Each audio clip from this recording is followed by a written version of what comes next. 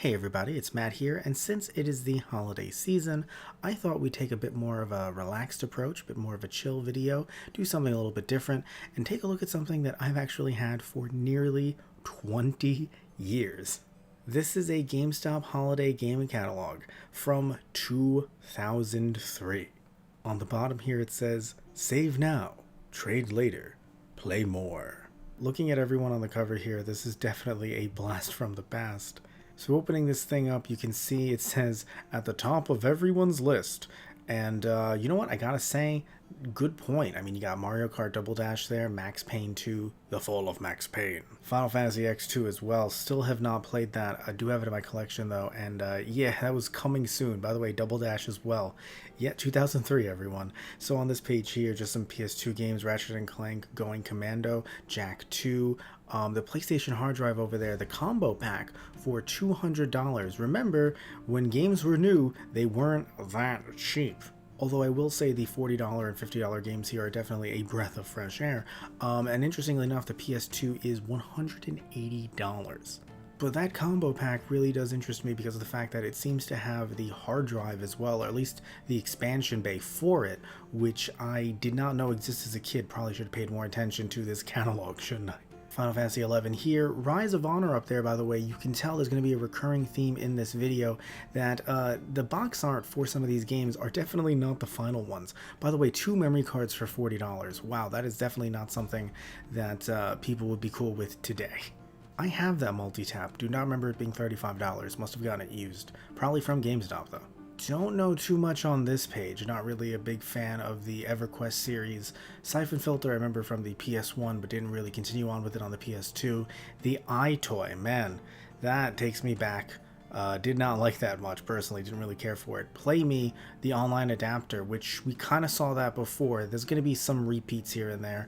Tekken 4, by the way, the greatest hits editions were $20, which is why that a lot of people, despite, nowadays people talk about the color of the different boxes and whatnot, especially for the PS1 versions, but guess what, at 20 bucks, this is a steal, especially for Kingdom Hearts 1. Weird that Sora's right next to Jack from Jak and Daxter, but just looking at all of the prices for these games, a lot of great games. Obviously recommend Sly Cooper, Tekken 4, Jak and Daxter, Ratchet and Clank, and now on this page, even more greatest hits. Final Fantasy X here, Spider-Man. People talk about the second Spider-Man being great, and they're correct. But and by the way, get it for Pac-Man World 2. You should. Or are they saying that he can get it? I don't know which. Point is that the first Spider-Man game is actually good too, to be fair. Now, on this page, not super into much of the sports stuff, but I will say, though, that Tony Hawk's Underground, while I'm not familiar with Underground when it comes to the first 2 games, Pro Skater on the PS1, definitely check those out. Here Comes the Pain, though, is definitely my jam. $50, though, you know what?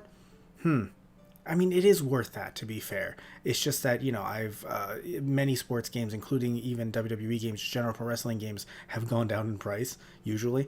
Oh, here's something interesting you're going to notice. So look at Prince of Persia up there. The PS2 box art is obviously a work in progress, not the one that they used, but then it's different than the strategy guide box art, which I'm wondering if they just, probably because you gotta just put this thing together as quick as possible, if they just sent them whatever they had done.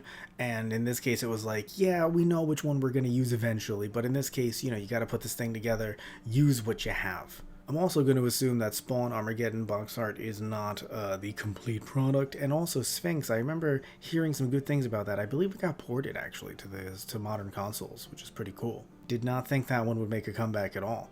Looking at this page here, not really interested in most of the games here. Even Max Payne, I remember it from back in the day, but it really wasn't my jam. It was more of my dad's jam. He really loved it. I remember him talking about it so much. But I definitely should get back to playing it, or eventually starting it one day. I think maybe I did like 5 minutes of the first one, or like he just threw me into a level and I really enjoyed it, but never really got the time to sit down. Now here's my jam, Dragon Ball Z. So you can see here that the box art for Budokai 2, which it's a bit darker, it's definitely not the one that they used for the official box art. I do kind of like it more though, interestingly enough. Dragon Ball Z Budokai, by the way, 1 and 2 I would recommend. Very different games. 1 is a straight up fighter, normal. 2 is kind of like this weird like game of life Monopoly board, kind of taking a bit of inspiration from Dragon Ball NES games back in the day, of course, at the time, Famicom. And looking down here, you can see there's figures as well, because yes, back in the day, even though people talk about GameStop now, like, oh, it sells so many, different stuff and whatever, not just games. They didn't just sell games back in the day. They didn't really, like, dip too much into other stuff, but it wasn't just games. Sadly, I never got into the Dot Hack series. Tell me if you recommend it down below. Always wanted to get into it. Final Fantasy X2 again. Still need to get into that. Simpsons Hit and Run, I fucking highly recommend. I know I said it was going to be a much more chill episode, but you know what? I'm sorry. You gotta play that one. I'm telling you, even if you're not like a big fan of The Simpsons, it's just a really good game. Also, Game Shark down there, by the way. Hello there, Game Shark. You definitely very interesting back in the day, and how you could get past copyright. Anyway, so there's Batman Rise of Sun Tzu, or Sin Tzu.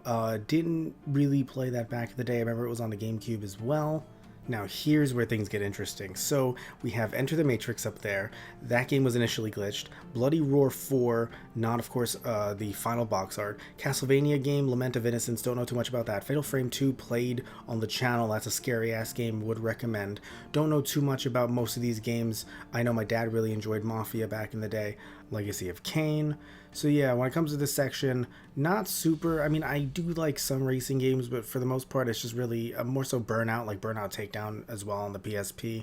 Ooh, we have some interesting stuff here. I don't know about Gradius 5, but look at the bottom there, that PS2 screen is 150. I've heard of iNinja a little bit, but not really much, just mostly like more recent ports. My dad liked True Crime Streets of LA a little bit, I think, not like super. But still, it's very interesting to see here. Silent Hill 3, have never played the franchise. Tell me if I really should down below. RPG Maker 2, people talk about RPG Maker games so much. I don't know if there's a lot of talk. I haven't heard much myself about RPG Maker actually being on the PS1 and PS2. I've never seen this box art for 2, though. I have seen it for 3 back in the day. That was some good box art for the US version. That is a weird memory card because I have that in yellow. Never knew it was in white. Also, Soul Calibur was up there, last page. Want to say, recommend that too. Don't really know too much about some of the games and some of the accessories, although AR, man, action replays, really big back in the day. Really interesting how people just don't really, talk about them anymore. A lot of games here as well that, I mean, I have Breaking the Rules on the Game Boy Advance. A friend of mine sold me a copy, but otherwise I just am not really interested in like the Jeopardy, Wheel of Fortune games. And there are some licensed games I enjoy. Speaking of SpongeBob Battle for Bikini Bottom, the Skate series, I played a little bit of that on the PS2 and I enjoyed it. That Ninja Turtles game, that's a beat 'em up based on the 2003 dub, and the version, and I gotta say, a lot of fun. Definitely recommend. So this may surprise you, but I gotta say, I do recommend this Finding Nemo game. I remember playing it back in the day, really liked the movies. I watched it with my little brothers, and well, I don't know about the second movie, but the first one I enjoyed, so I actually do recommend that game. Mega Man X7, never played it. Tak and the Power of Juju, I remember enjoying a little bit of that. So interesting that it became like this whole franchise and whatnot. When it comes to some of the other games, I vaguely remember the Cat in the Hat game. I don't remember if I liked it. I'm gonna go with a no on that one. Nitro Kart, never played that. When it comes to the He-Man game, though, gonna look that up because I don't know if that came out in the US. Oh, wow, you can see here the PS1, the ONE, for $49.99. Very important to note that they were just trying to get them out the door at that point. That was a great time to get PlayStation 1s, even though I'm not the biggest fan of that one for plenty of reasons. Still, though, it is excellent to, just kind of look back. The ESRB, I love that they have the rating system here because remember, this is 03. The internet exists. Don't think that it doesn't, right? But it's still something that I think a lot of parents were just not really well versed on, compared to today. So yeah, if you want to, know about the ratings on what to get your kids, you're going to want to put that in there. Now, by the way, we're in the Xbox section, a section that I'm actually not too well versed in. $180 for the Xbox, that bundle. I'm assuming that's a good bundle looking at the games that are in there, and Halo, of course, at the bottom. When it comes to the original Xbox, oh, by the way, grabbed by the Ghoulies. When you look at the original Xbox. The only reason why I'm not super into it is because my dad had it, so it was kind of like my dad's console, and I didn't really never got the chance to play it. Now I do have one, though. I have an Xbox 360 and an Xbox One. Blinks, by the way, is a really fun, interesting game. If you have the chance, it's backwards compatible. I have, by the way, that, and also Munch Odyssey, still need to get, and Megasalt. But generally, though, I gotta say, the Xbox is something that, while I technically grew up with it, but never really had the chance to play it much, I'm really enjoying it now as an adult.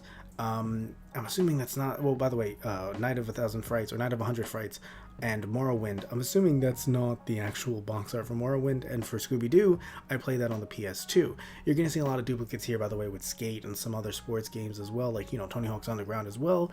They're trying to sell this, if you're someone who doesn't have the PS2, well, now you can play these games on the Xbox. So remember, everyone, when people tell you back in the day that, oh, no, there were so many exclusives, like, yes, there were, but there were also a lot of third-party crossover, just like there is today, and that's a good thing. It's a good thing to be able to go, oh, which one do I want, and not feel like you have to be locked in just to this, like, one console or something. But again, we're going to see a lot of duplicates here, and I'm still going to look up that Masters of the Universe one. If I didn't say it before, I'm going to say it now. Did that come to the US? I thought that was canceled and a European one only. Am I thinking of a different one? So as we keep on going, there's a GameStop branded Xbox controller. I forgot that these existed. This is really funny to me. Now on this page, again, we have some duplicates, but things get really funny real quick. Look on the upper right hand side and you can see that Prince of Persia has the right box art up there. Don't know how that happened. Again, it just feels like they had to put this together and they were just like, please just send us whatever you can. So in this case, by the way, again, like I said before, Simpsons Hit and Run. I played on the PS2, but I definitely suggest checking it out on the Xbox as well. We got some more action replay stuff at the bottom here. Medal of Honor on the upper left-hand side. I remember my dad really enjoyed that one, specifically Rising Sun. In general, he enjoyed games like that because he was a former Marine, so he just really enjoyed, some games like that. And also like the Grand Theft Auto, Mafia, etc. True Crime, like I said before, I'm pretty sure he was somewhat into that. 007, Everything or Nothing. I don't remember that being the box art. That looks very not complete. And then Nothing Brings People Together Like Xbox. Sure, why not? And then again, games that we saw before for the most part, just shown again and again. And ooh, look at those. Some Todd McFarlane figures right there. That's pretty fucking cool. And some more. My dad definitely liked these because he was into, football, a little bit of basketball, but like definitely football. And of course, the Dragon Ball Z section. We're going to pause here and talk about this shit because fuck yeah. So you have that same box art for Budokai 2 from before, Budokai 1 on the PS2 and Gamecube. Funnily enough, we've played both on this channel in different ways, but the PS2 is my personal favorite, where Tristan, he grew up with a Gamecube version, so we fight over that all the time. Dragon Ball Z Ultimate Battle 22, it says yes. My response to that is no. Definitely. That one is very interesting. I have a review of that coming over at our Game Time channel, and yes, it's definitely a game. Taiketsu is one of those that, like, it's in the same boat, I feel, as Ultimate Battle 22, but I still think it's fun. Never got any of these figures back in the day, just never had the disposable income, being 9. But when you look at the GT section over here, we could just not do that. But what's interesting, though, is this'll, we'll see this a little bit later on in the video as well.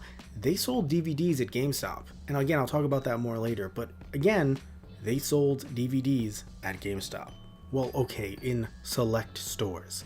If you want to be specific, down there, GameStop. So this has to be the coolest page. I mean, the next page can't be any cooler. Wrong! This page has fucking Legacy of Goku, which is an okay game. Legacy of Goku 2, which is a fucking fantastic game. Broly Legendary Super Saiyan on DVD. I don't think I got it at GameStop. Also, around the right-hand side, you can see all those Yu Hakushos that I did get at GameStop because they were actually trying to get rid of their entire DVD section. They were selling all of their DVDs used, and I got like the latter half of Yu Hakusho for $3 a pop. Which matters a lot because if you don't remember or you don't know, back then buying these volumes, the last volume of Yu Hakusho that was 4 episodes on one disc was brand new FYE $26. That's how much I had to spend on that. Whereas these were $3 a pop because they were trying to get rid of their DVDs. I believe at the time I was like 12 or 13. I don't know if it was a thing at every GameStop. I just know that at my personal one, at like 12, 13, they were like, we got to get rid of this. And they were trying to phase out like all of them. And so I just came in and just got a bunch of them. It says up there, the Legends of Anime live right here. Got rid of that shit immediately though. Legends of Anime, just gonna clear them all out. Now this is a bunch of anime that I just wouldn't have known about. It's funny, I've been saying that I've been 9 throughout the video, but this is 2003, so I was 11 years old. So I knew what Yu Hakusho was because I stayed up a little bit late to watch that, but most of this stuff was on either sci-fi or just not on TV in general, so I just would not have known about it personally. Oh my god. They're promoting the N-Gage. For $300? You could have gotten a PS1, you saw the ad before, PS2, Xbox for less than this. Oh my god.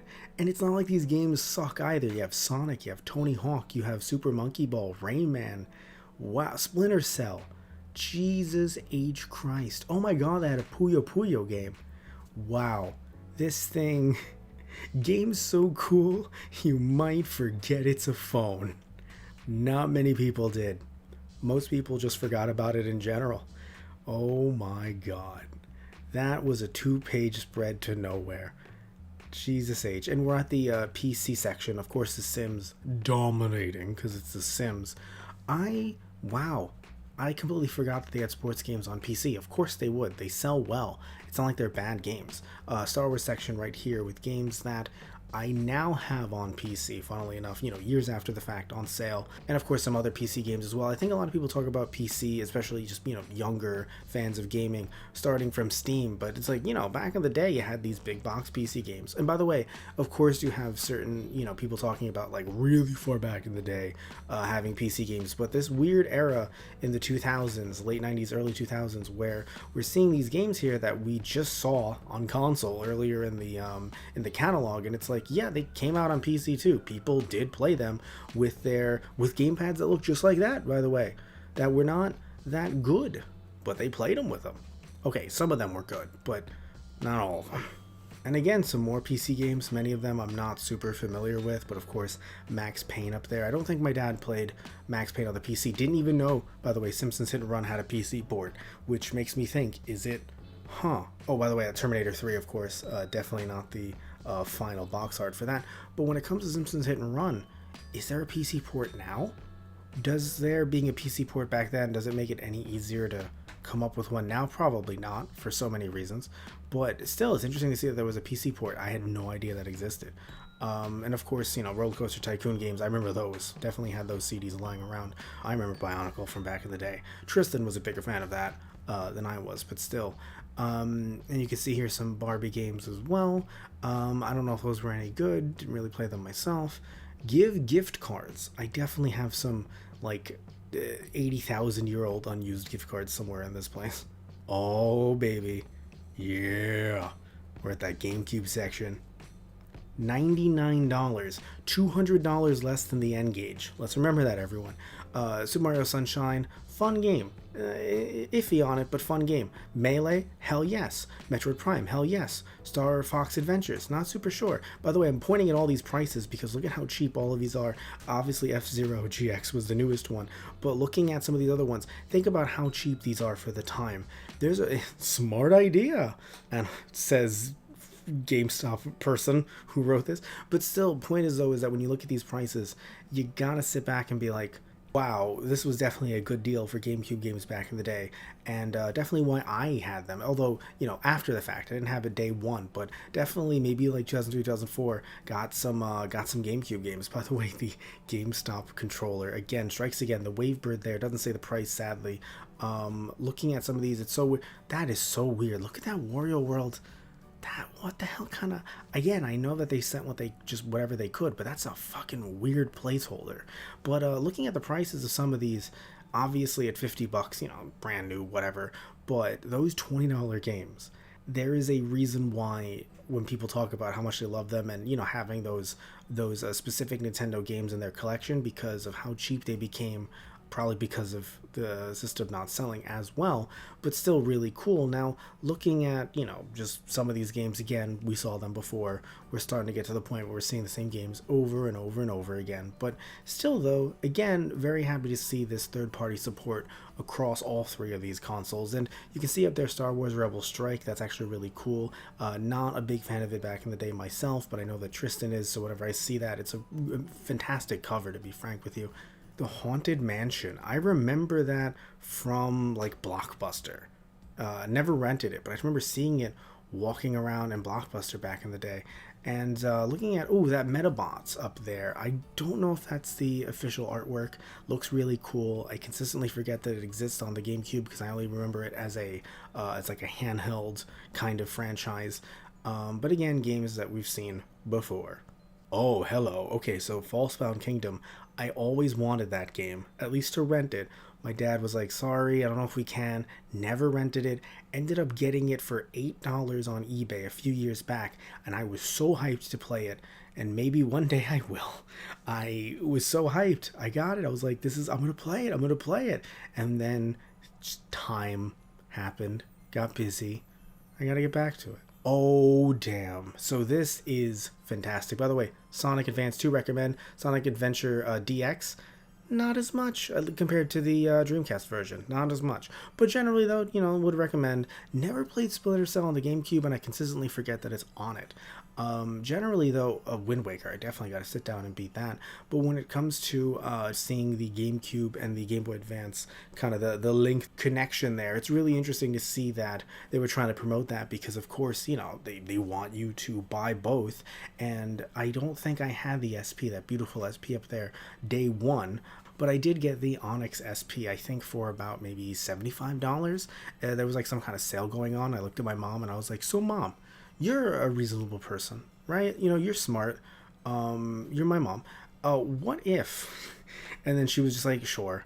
I think it was around my birthday. I was like, oh, okay, thank you. And then just having that backlit screen really meant so much at a time when I was using a freaking normal Game Boy Advance that just, it was hard to see. I vaguely remember these candy dispensers, but generally, though, I remember none of what's on this page. Clean out your closet. Clean up at GameStop. What bullshit. Look at all these games. This is disgusting. I have a personal story, a real quick personal story. So I have a family member who will not be named, who traded their entire PS1 collection to GameStop to get one PS2 game. And I think the game might have been Star Wars Episode 3. And here's the thing. From what I remember, it's a good game. But when I say he traded like his entire PS1 collection, well, I don't remember everything in the collection. I can tell you one thing. In the collection was Vanguard Bandits. I think he may have also had Legend of Dragoon. And I know, even though it's not the best game out there, he had the original US version of the Dragon Ball GT game. So just on novelty alone, he had the first printing of it. GameStop. And I remember telling him, I was like, you traded every game to get this $50 game? And then he just had this look in his eye and he said, yeah. I think about that story to this day. Damn you, GameStop. So we're just gonna turn the page here and look at this. Mario and Luigi Superstar Saga coming soon, and I do recommend that. And of course, Fire Emblem down here, never played it, but it has been recommended to me. And of course, up here we see Donkey Kong Country, a smart idea. I don't have too much experience with the GBA version, but what's interesting is that I will say I do recommend the SNES version. Also, I don't have the e-reader, but I do have some of those cards. I should probably root them out and see, like, if they're worth anything and if anyone would want them. The Game Boy player, by the way, still retaining its value to this day. Discless, but still $50. Oh, here's the good stuff here. I remember, by the way, getting Ruby, not Sapphire, but getting Ruby at a Toys R Us for around that price. So yeah, GBA games used to be pretty cheap, all things considered. Sword of Mana, heard good things about, but never played it. Same thing with Advance Wars. That's the SP that I mentioned before that I got not for 100. I'm pretty sure it was 75. And Final Fantasy Tactics, I've heard great things about. Definitely have to get into that. Warrior Wear is fun as well. I would definitely recommend it. And oh, what a beautiful spread right here. I had Four Swords back in the day, and it was so much fun. Don't know where it is anymore. Played Metroid Fusion, would recommend that. That is not the actual box art for Kirby Nightmare and Dreamland, but I still would recommend it, even though that's not the box art. The game's kind of what matters here. Don't know too much about these versions of Super Mario World. And, we have Prince of Persia with the right box art on the GBA. Not too sure what happened there. Again, I do recommend Sonic Advance 2. Don't know too much about some of these other licensed games, although I've always wanted to check them out. Turning on the next page, same thing. Yeah, some games here that I'm just not really super interested in. Also, really weird case down there. It looks like a briefcase for your GBA games. It's very odd. And I never knew that they were Cat in the Hat games either. That's interesting. Maybe I do want to check those out just a little bit. Ooh, I do have Grunty's Revenge. Still have not had the chance to try it out. I never had that light, but that's the life we had to live back in the day because the light shocked on the original GBA. Oh, I have and had the Sacred Cards, and I also have Spirit Detective as well. I just know that that's not the original box art for it. They definitely made it look a lot cooler. But moving on to the next page, we get to Taiketsu, which again, not good game. And like I said before about Attacking the Power of Juju, I remember when Nickelodeon was really trying to push that.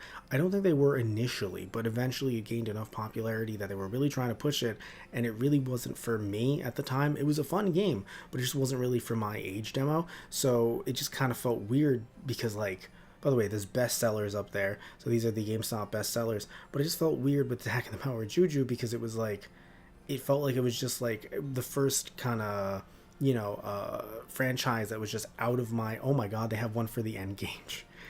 That's hilarious. But it just felt like it was just out of my age range just a little bit and picked up so much steam. And looking at the back here, again, they're just trying to tell you, please, please, please buy stuff. Please consume. But yeah, that about wraps up this video. Thank you all so much for watching. This was the Holiday 2003 GameStop, Babbage's, FuncoLand, Software, etc. Holiday Catalog. This was a really fun, chill video, and I actually have some other magazines just like this, so if you want me to check them out, please comment down below, and I would love to. So, love you all, take care, tune in next time, and I hope you have and had a happy holidays. So take care, and see ya.